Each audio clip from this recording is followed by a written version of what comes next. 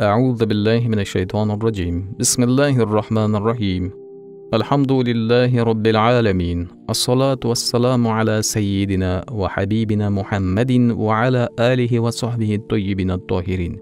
Assalomu alaykum muhtaram birodarlar, barchangizga Allohning marhamati va ofiyati bo'lsin.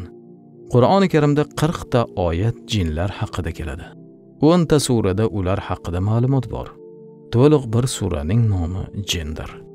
Ahli sunna olimlari ijmosi bilan jinni borligini inkor qilish Qur'onga qarshi bo'lib, iymon shartini buzadi.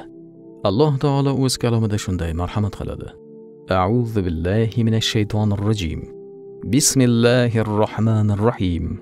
وَإِذْ صَرَفْنَا إِلَيْكَ نَفَرًا مِنَ الْجِنِّ يَسْتَمِعُونَ الْقُرْآنَ.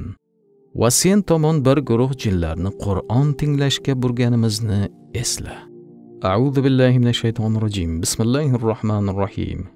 Wal janna khalaqnahu min qablu min naris samum.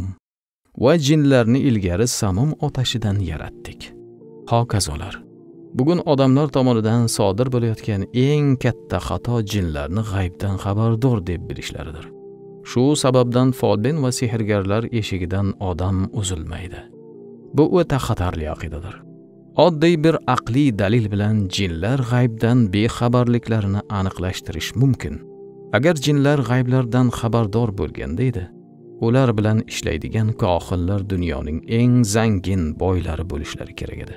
Ular jinlardan ma'lumot olib, oyoqlari ostidagi xazinalarni topib olar edilar.